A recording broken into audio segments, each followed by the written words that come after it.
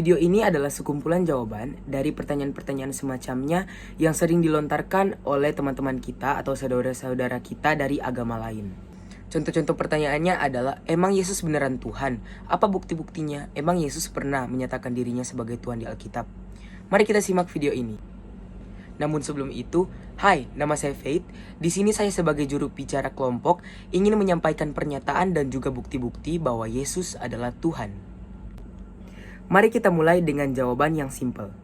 Yesus dapat disebut sebagai Tuhan karena hanya Dia yang dapat melakukan hal-hal yang tidak dapat dilakukan oleh manusia biasa. Jadi, mari kita masuk ke dalam bukti-bukti dan penjelasan-penjelasan yang lebih dalam. Memang benar, Yesus tidak pernah sama sekali menyebutkan bahwa dirinya adalah Tuhan secara langsung di dalam Alkitab. Namun, Yesus memiliki cara-caranya sendiri untuk menyampaikan bahwa dirinya adalah Tuhan, yaitu dengan cara menyampaikan ilustrasi-ilustrasi yang menurutnya akan dimengerti oleh para pengikutnya. Ilustrasi yang pertama terdapat pada Yohanes 14 ayat yang ke-6, yang tertulis, kata Yesus kepadanya, "Akulah jalan dan kebenaran dan hidup. Tidak ada seorang pun yang datang kepada Bapa kalau tidak melalui aku." Maksud Yesus di sini adalah hanya Yesuslah yang merupakan satu-satunya pemberi nafas kehidupan, satu-satunya yang merupakan kebenaran sejati, dan satu-satunya jalan keluar dari setiap perkara duniawi.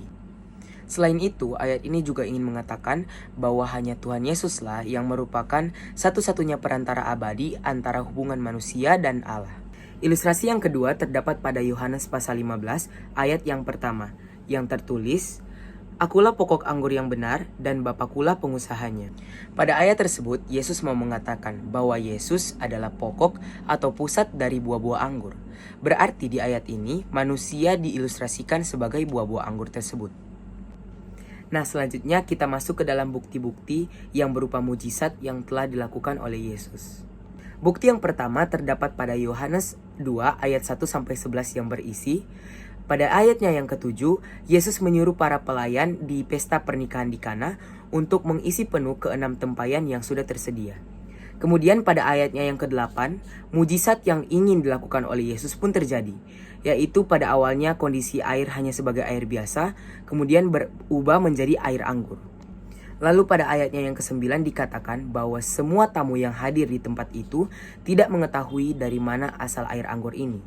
Namun, Maria ibu Yesus dan para pelayan mengetahuinya.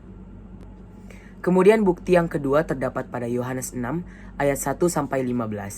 Dan pada ayatnya yang ke-11, lalu Yesus mengambil roti itu, mengucap syukur dan membagi-bagikannya kepada mereka yang duduk di situ. Demikian juga dibuatnya dengan ikan-ikan itu sebanyak yang mereka kehendaki.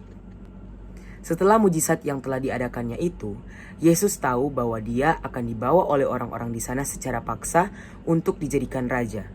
Maka Yesus menyingkir ke gunung seorang diri.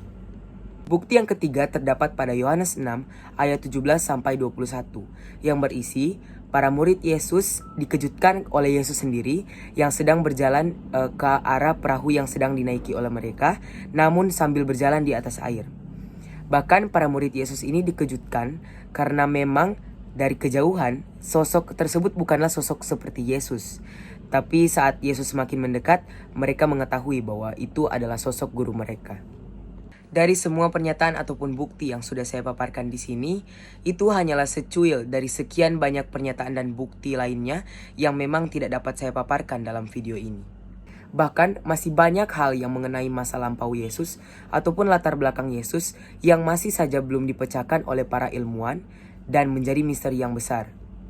Demikianlah penjelasan saya sebagai perwakilan dari kelompok. Semoga apa yang saya paparkan dalam video ini bisa berguna bagi kehidupan teman-teman semua. Terima kasih, Shalom.